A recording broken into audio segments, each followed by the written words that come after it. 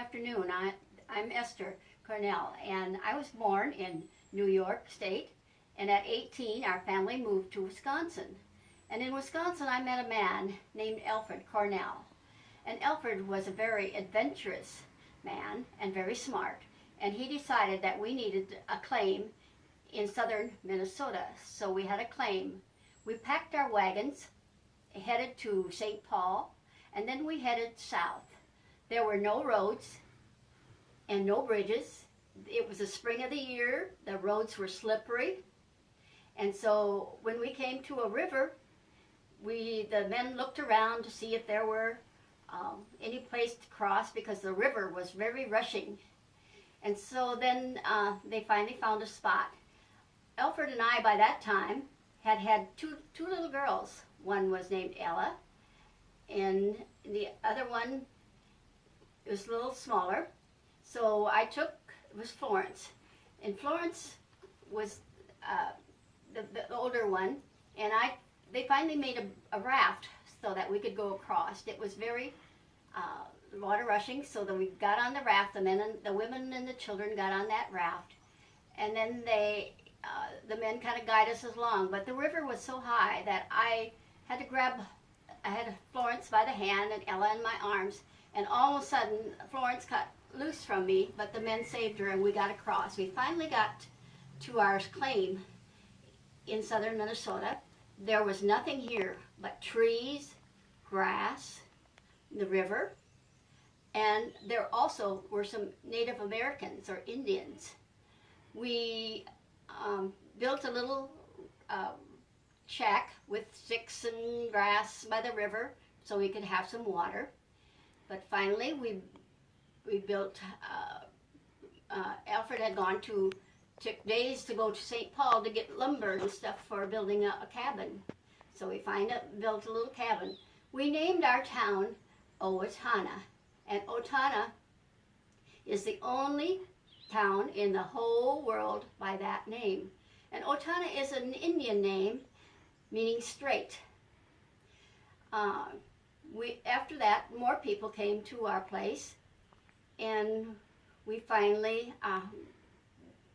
built a regular house with a couple rooms and fireplaces. The Indians came and visited us once in a while, but they were all friendly, and more people came. We finally got some stores, and we finally had churches and schools, and so it finally was our town. So I'm going to show you a few things from some of the things that we have brought.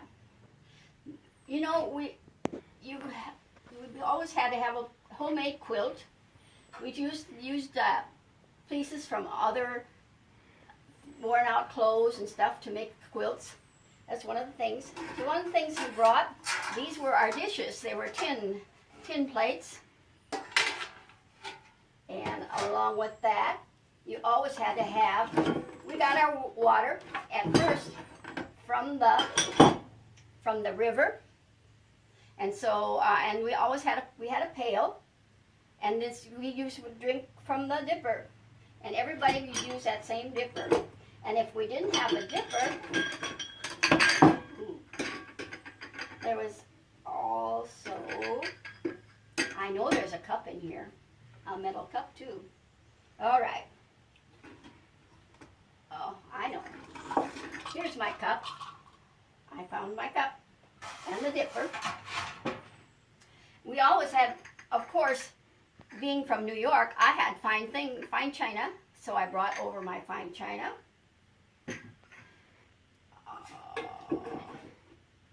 Syrup pail. I have a story about that syrup pail. When we were in the cabin, we didn't have a door yet, and my syrup pail happened to leak.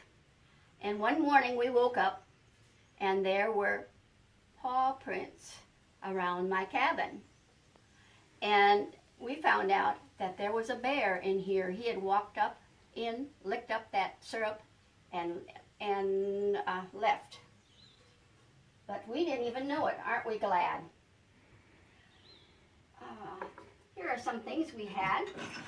We would make our own candles because there was no electricity, so we would make our candles with some beeswax. If we could find a honeycomb from the bee's nest, we would use that. We also would, for cleaning, we would use this soap. And this is the only soap we had.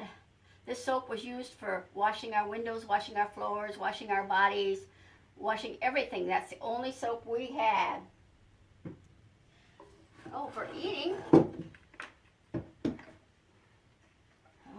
if there was a store and if there were some things to buy, we would buy coffee beans. But they come in a bag, and we would grind our coffee beans, and the grinding could come in here.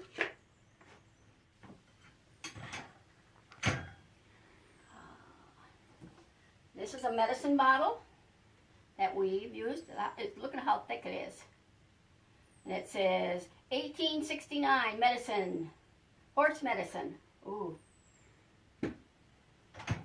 Some of the toys the boys and girls used were, this is a rag doll.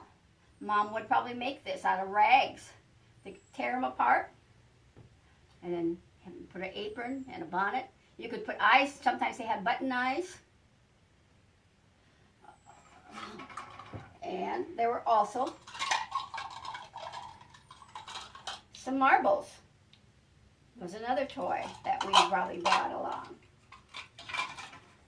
Of course, you know, you would always bring along family pictures.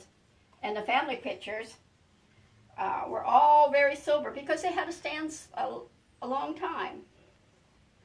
And they got a little tired, so they didn't even smile. And of course, everybody brought along their Bible. I have one more thing. Oh, I have two things. This is a key that would be used for the door. And this one, if you've been in the Donnell house and looked at the old-time shoes, they don't have strings on them or buttonholes. They have buttons. And you would take this, this is a button, shoe for tying your shoes. You would take this and put it in the hole on the side and hook the button and pull it through. So that's all I have for now. Thank you.